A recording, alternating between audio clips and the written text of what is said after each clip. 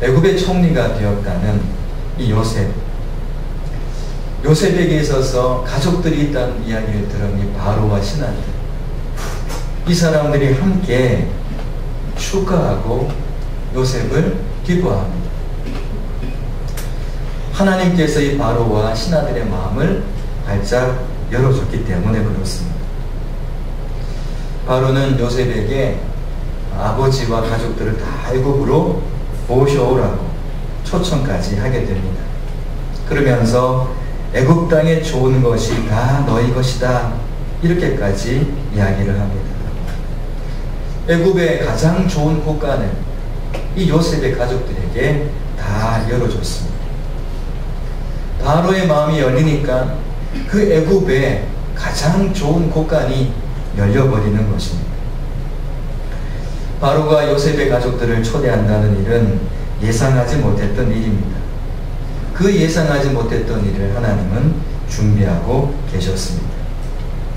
요셉과 그의 형제들이 하나님께서 주신 훈련을 다 마치고 나니까 그들에게 생각지도 않는 문이 열리게 된 것입니다. 바로의 마음의 문이 열리고 애굽의 곳간의 창고의 문이 열려지게 된 것이죠. 바로의 마음은 내게 주신 훈련이 끝났을 때 열려지게 되는 것이죠. 애굽의 곳간은 요셉과 그의 형제들의 훈련이 끝났을 때 주어지게 되는 것입니다. 성도 여러분, 6주간의 훈련 끝나면 자리에 배치되게 됩니다. 우리에게는 6주간의 훈련의 시간들이 있을 수 있을 것입니다. 하나님께서 곳간의 문을 열고 바로의 문을 열기 전에 훈련시키는 것들이 있습니다. 여러분, 그 훈련 잘 감당하시기 바랍니다. 정말 잘 감당하셔야 돼요. 어떤 사람은 용서의 훈련을 하고 있을지 모르겠습니다. 용서와 용납의 훈련.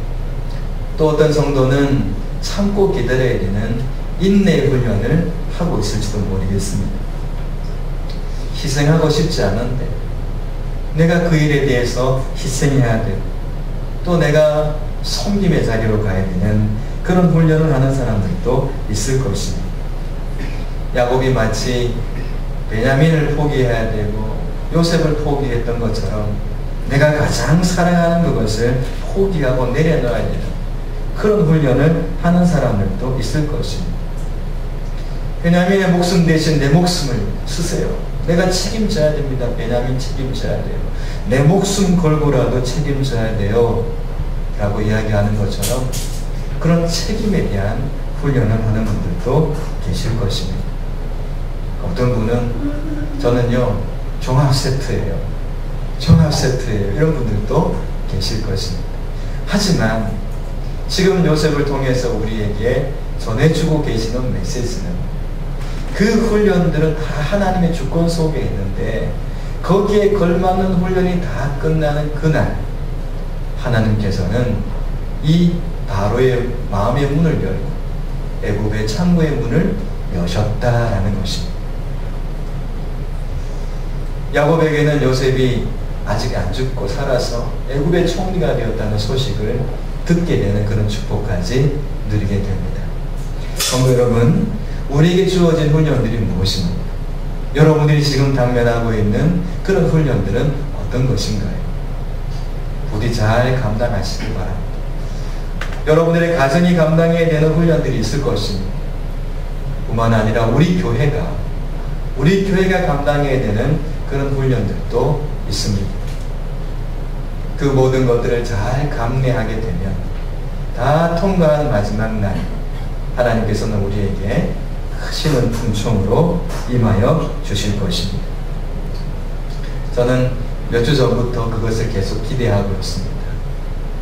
우리 성도들에게 찾아와 있는 그런 훈련의 시간들이 있는데 주님, 그 훈련의 시간들을 잘 통과하게 하옵소서. 빨리 통과해내는 것이 목적이 아닙니다. 그 훈련을 왜 하는가? 하나님께서 왜 그 훈련 속에 나를 머물게 하시는가? 그러면서 그 훈련의 목적을 우리는 찾아 이루어 가야 되는 것입니다. 그냥 막연히 앉아있다고 해서 시간만 보낸다고 해서 그것이 통과되는 것은 아닙니다.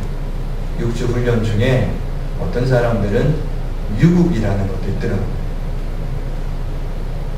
다음 기수하고 다시 훈련 받고 다시 올라오라는 것입니다. 여러분, 유급되는 일이 없기를 축복합니다. 한 번도 유급되지 마시고, 우리 하늘군 공동체 안에 있는 여러분들은 함께 다 통과해서 하나님께서 열어주시는 그 축복을 같이 경험하길 바랍니다. 이제 바로가 그 형제들에게요, 수레도 주고 길 양식도 주고 각기 옷 한 벌씩 다 이렇게 나눠줍니다. 요셉을 통해서 이제 요셉이 그렇게 다 하는 것이지요. 근데 여기에서 좀 독특한 것이 뭐냐 하면 옷 한 벌씩을 다 줍니다. 누가 만든 옷일까요? 하여튼 이 옷은 그때 당시 이 애굽이라는 대제국에서 가장 좋은 옷이 아니겠습니까? 이 바로가 하사하는 옷이니까 제일 좋은 옷일 겁니다. 만약 우리나라로 따진다면 뭐 앙드레 김 그분이십니까?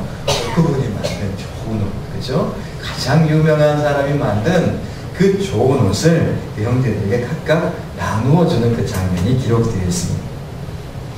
이 장면이 과거에 어떤 것과 매치가 되느냐 하면 요셉이 어렸을 때 아버지가 만들어준 채색 옷을 입잖아요.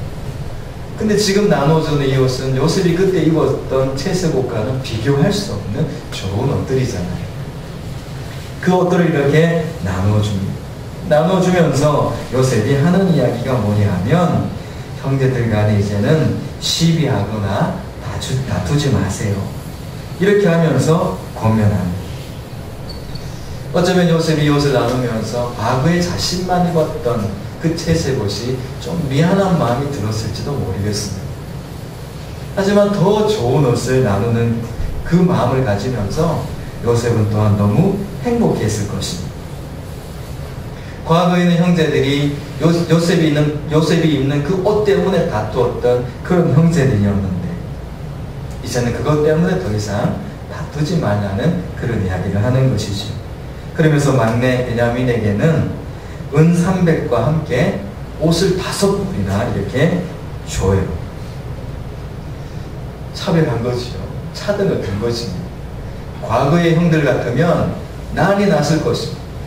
왜 베냐민한테는 이렇게 주고 우리한테는 왜 옷 한 벌밖에 안 주느냐고 이렇게 형들이 이야기했을 법한 그런 사건이죠. 그런데 이 형제들은 그 옷 때문에 다투거나 싸움할 그런 사람들이 이제는 아닙니다. 그만큼 그 형제들은 성숙한 사람이 되었습니다. 그들은 요셉을 통해서 하나님의 훈련하시는 것을 경험하면서 동생 베냐민 빼앗길 뻔했고 또 대신에 그곳에서 종살이 할 뻔한 그런 사람들이었는데 그 가운데서 요셉이 나의 형제가 되어 이제는 굉장히 존경받는 그런 대우를 받게 되니 그것만 생각해도 너무너무 감사한 일이 아니겠습니까?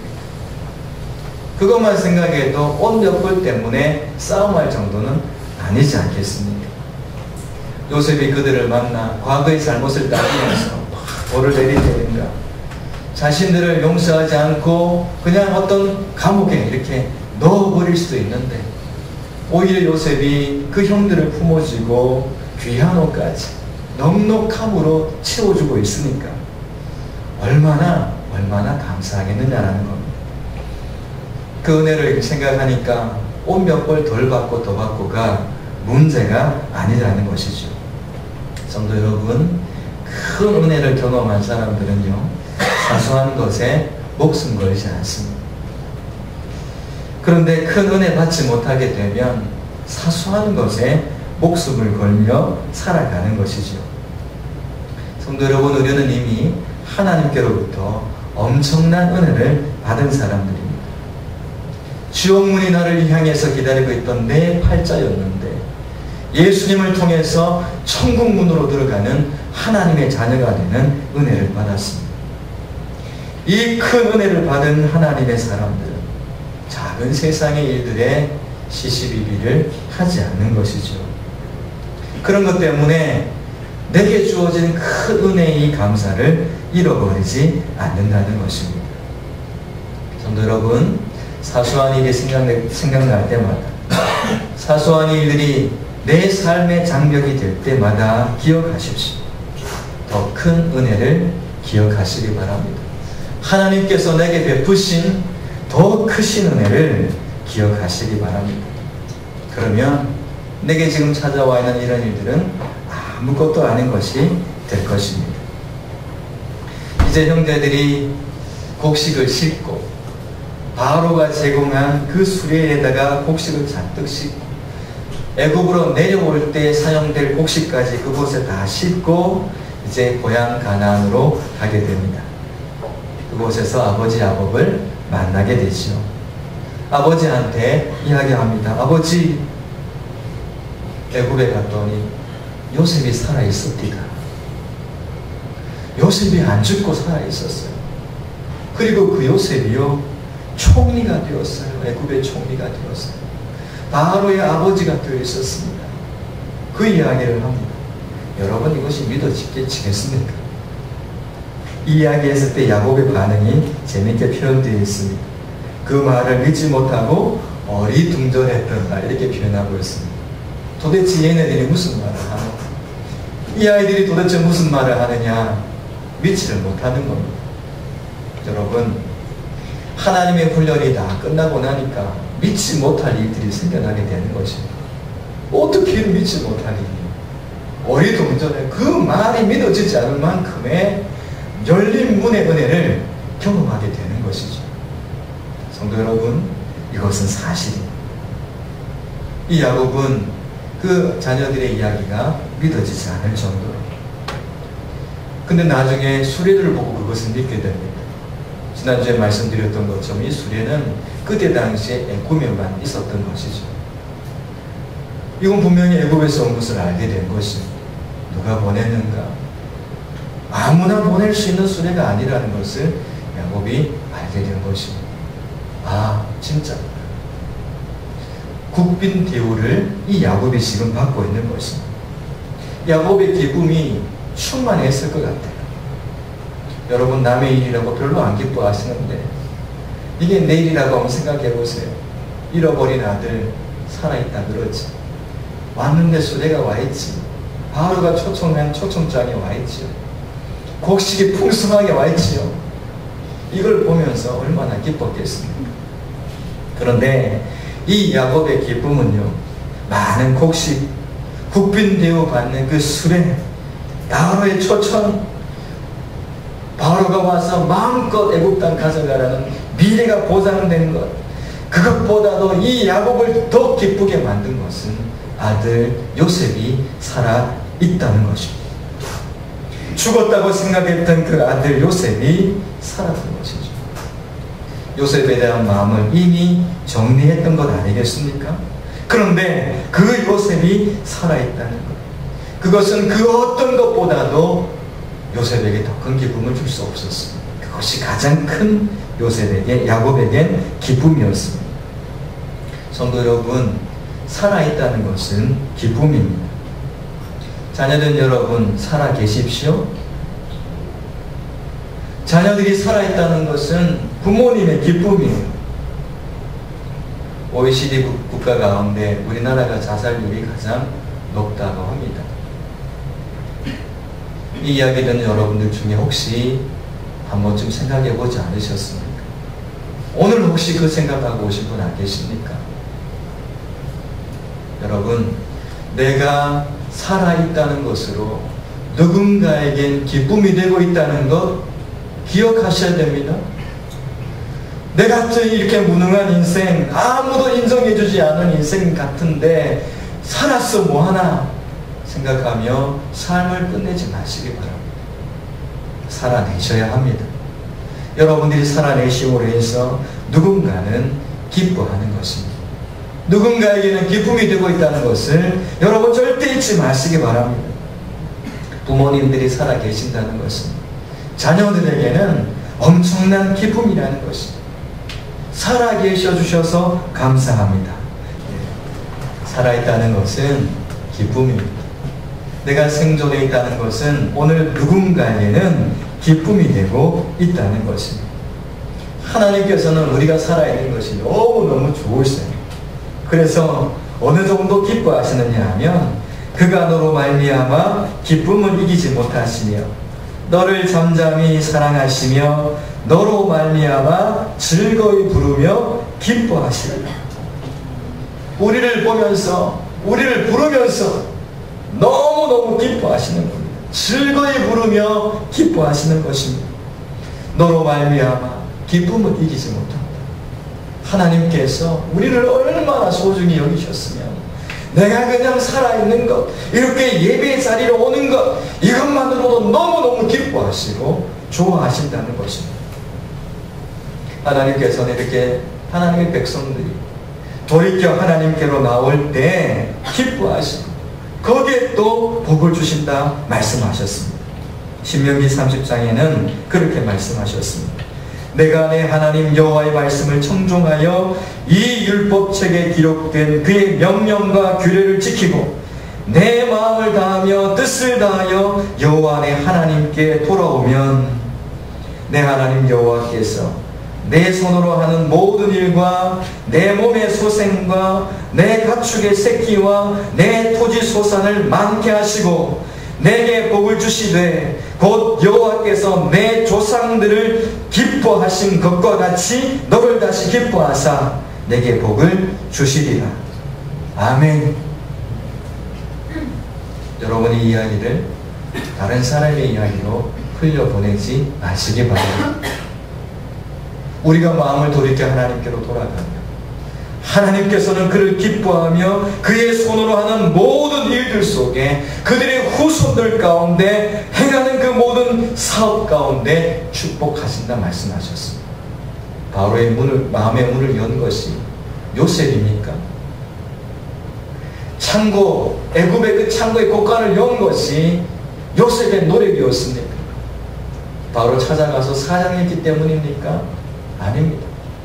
하나님의 때가 되니 하나님께서 하나님의 방법으로 열어주시는 것입니다.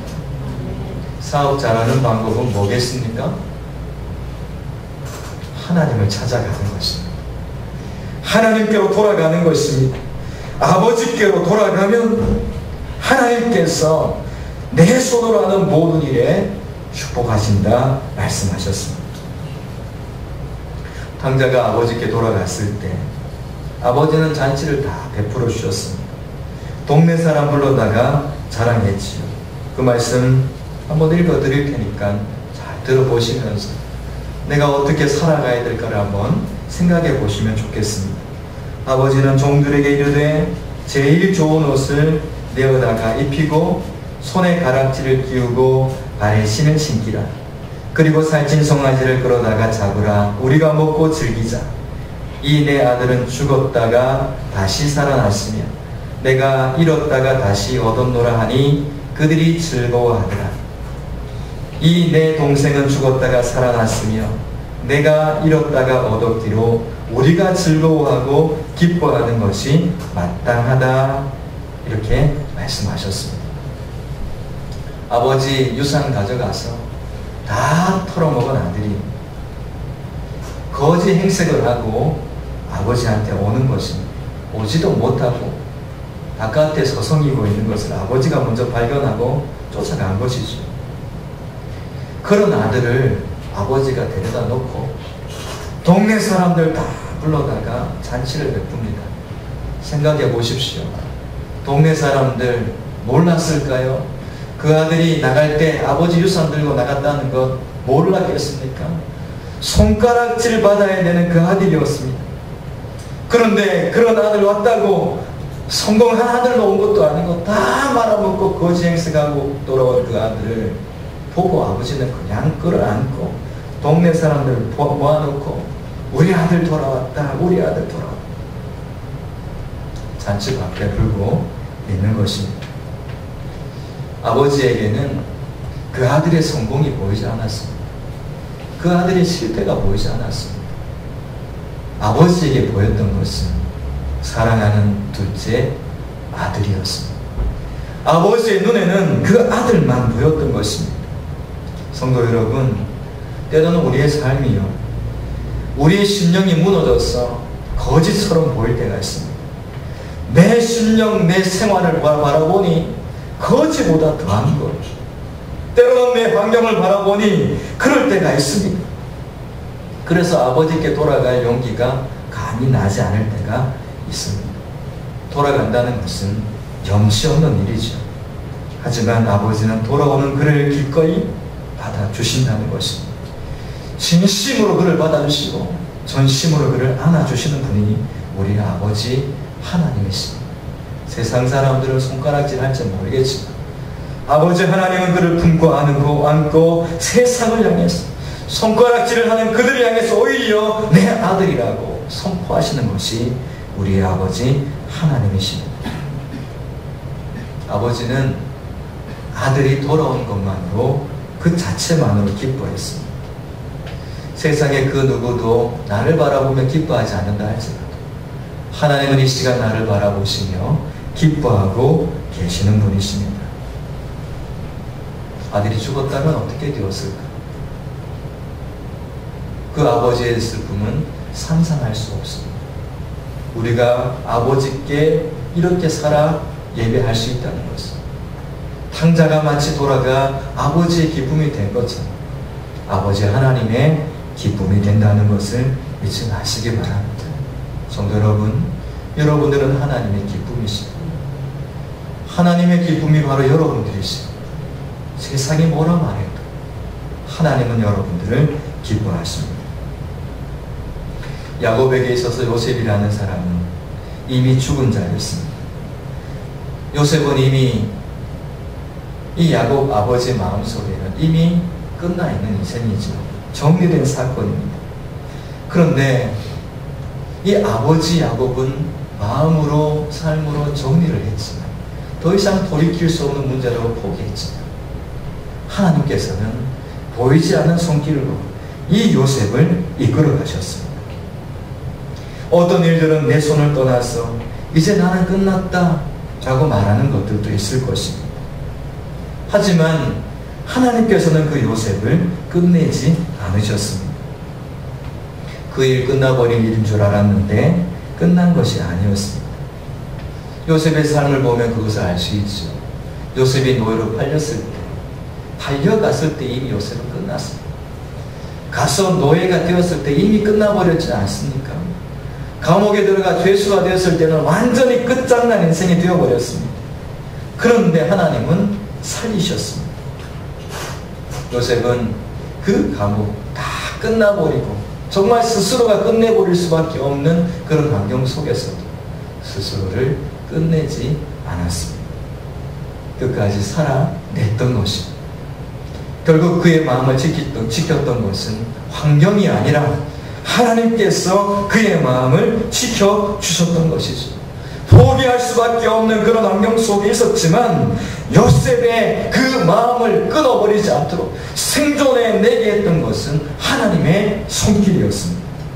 성도 여러분, 오늘 하나님의 손길이 여러분들에게 있음을 잊지 마시기 바랍니다. 여러분들의 마음을 붙들고 계시는 분이 하나님이십니다. 결코 그 마음을 포기하지 않게 이끌어내실 것이고 끝내버린 인생 같다 할지라도 하나님께서는 포기 아니하시고 살려내실 것입니다. 혹시나 요셉같이 절망하고 있는 분들이 계십니다. 절망하지 마십시오. 하나님께서는 이 수고의 훈련의 시간이 끝난 다음에 반드시 부활케 하는 그날을 허락하실 분이기 때문에 그렇습니다. 그날을 소망하시기 바랍니다. 하나님이 끝내시기 전까지는 끝난 것은 아무것도 없습니다. 여러분, 오늘 하루 살아내시기 바랍니다.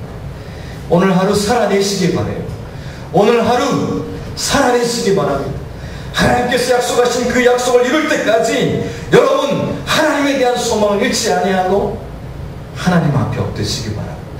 하나님께서는 여러분들을 반드시 승리의 길로 인도하실 것입니다. 호텔 왕이라고 불리우는 힐튼이라는 사람 우리가 알고 있습니다. 힐튼 호텔이 있지 않습니까?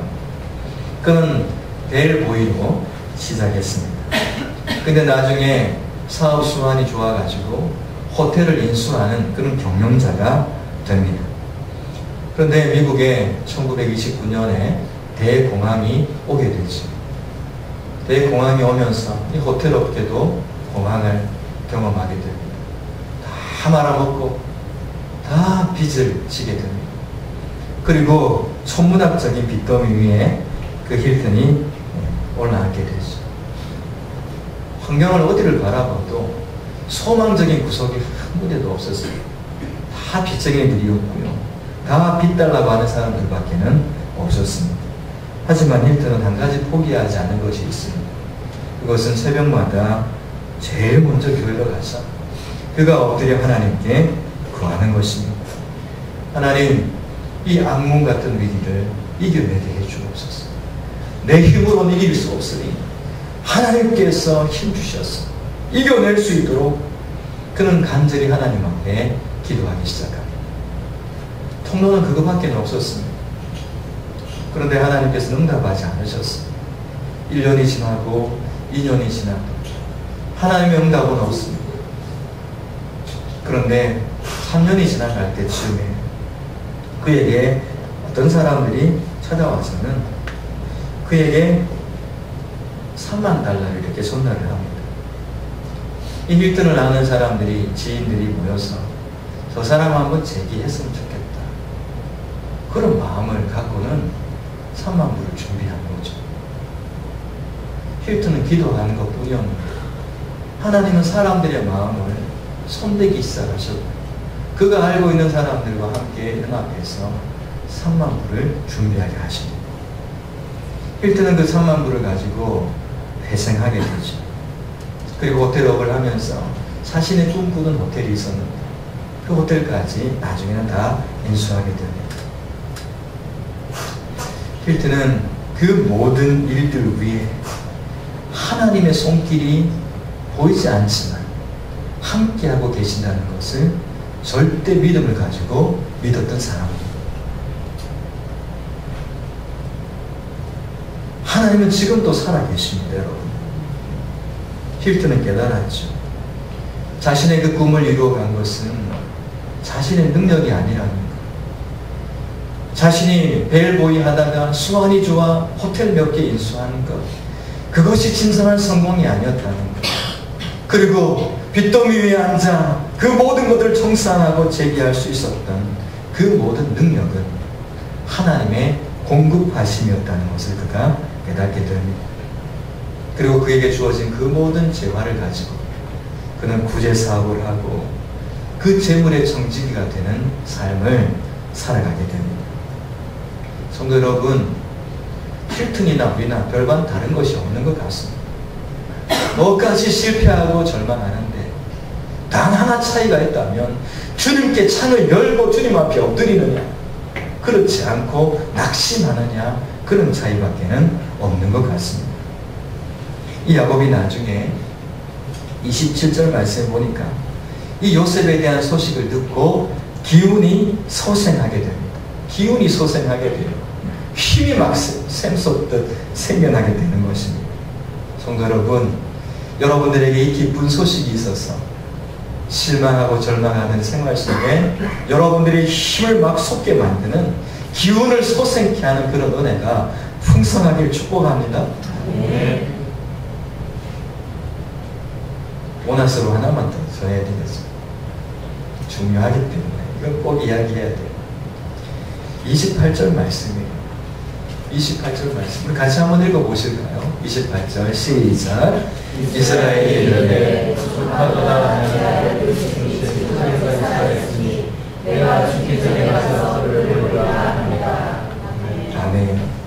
여기에서 야곱이요, 내가 죽기 전에 누구를 보리라? 요셉, 내 아들 보겠다. 자, 그러고 보면 이 야곱이 그렇게 건강한 몸은 아니었던 것 같아요.